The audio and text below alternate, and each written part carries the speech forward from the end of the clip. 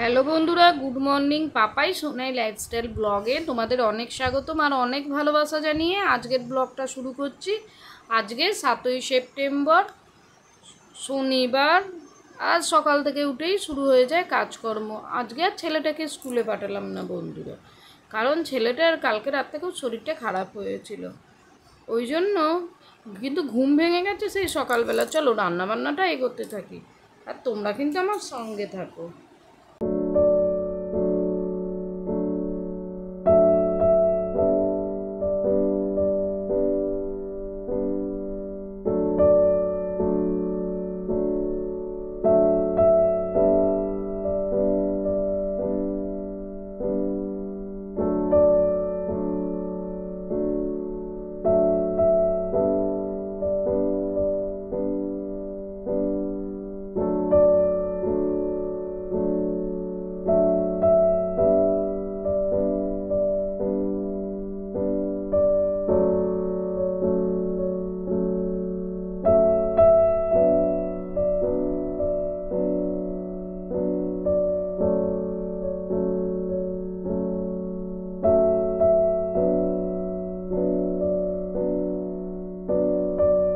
আর এদিকে দেখো, চাদর বালিশের ভয়ে সব কিছু তুলে নিলাম কাচাকুচি করার জন্য, কিন্তু কপালে যে সুখ নেই সে আর কি করে জানবো।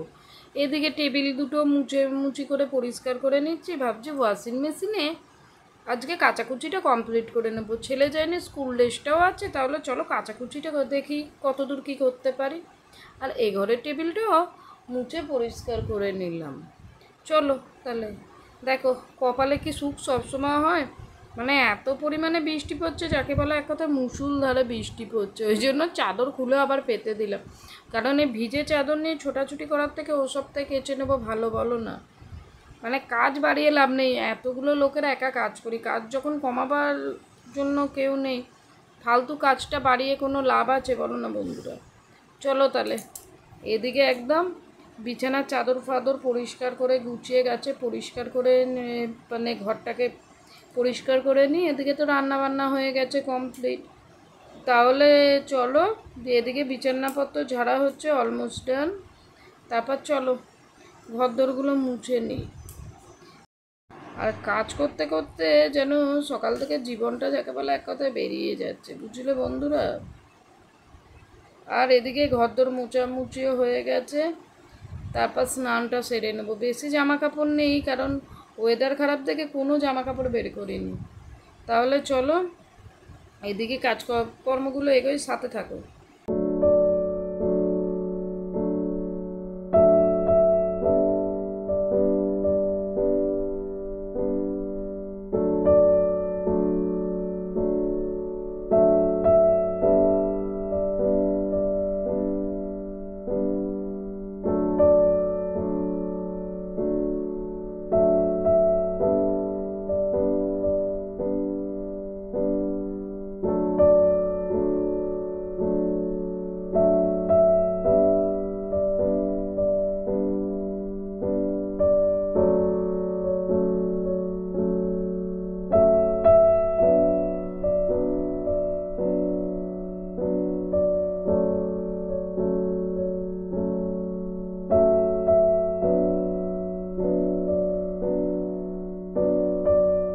আর এদিকে চলছে জোর কদমে রান্নাবান্না, লুচি আলুর দম বেগুন ভাজা রাত্রের মেনু। কারণ আজকে আমার মা আর ভাই আসবে, ওই জন্য একটু ঝাল ঝাল করে আলুর দম। না মাঝে মাঝে হয় আমাদের, যখন ছেলেরা বায়না করে। এখন তো বাচ্চাদের জন্যই বেশিরভাগ রান্নাটা করতে হয়। চলো এদিকে আলুর দমটা বসিয়ে দিলাম, একদম নিরামিষ আলুর দম। আদা জিরে ধনে বেটে একটু শুকনো লঙ্কা টমেটম দিয়ে, তাহলে দেখো এখানে আলুর দম হয়ে গেছে। মানে সরিয়ে দিলাম একটুখানি, মানে ঝোলটা টেনে গেলেই নামিয়ে দিতে দেবো। আর লুচি কলার আগে বেগুনটা ভেজে নিচ্ছি। তোমাদের দাদা যেন ভালো করে সুগার পেশেন্ট, ওর খাবারটা আমাকে সম্পূর্ণ আলাদাই করতে হয়। আর এদিকে চলো, যেগুলো পরে মানে প্রত্যেক দিনই কাজকর্ম এরকমভাবেই করি। মানে বাসনপত্র ফেলে রাখা আমি একদম পছন্দ করি না। এই বাসনপত্র ফেলে না আমার মাথা গরম। কী বলো তো, কাজ করতে করতে যদি কিছুটা কাজ করে নেওয়া যায় তাহলে কিন্তু অসুবিধাটা হয় না। আর যদি কাজ আমরা ফেলে রাখি তাহলে কাজ প্রচণ্ড পরিমাণে কাজ থেকে যাবে। চলো তাহলে, এদিকে বেগুন ভাজাটাও হয়ে গেছে, অলমোস্ট ডান। তারপর লুচি কটা করে নেবো, অনেকগুলো লুচি হবে, কারণ এতগুলো লোকের তো লুচিটা কম হবে না। কম তো লোক নয় বলো না, আমরাই 7 জন, মা আর ভাই আসবে, 9টার লোকের খাবার দাবার করা। মানে আগে তো একটা কিছু কুটো নাড়াতে পারতাম না, এখন মোটামুটি 9 জন, 10 জন, 15 জন, 20 জন।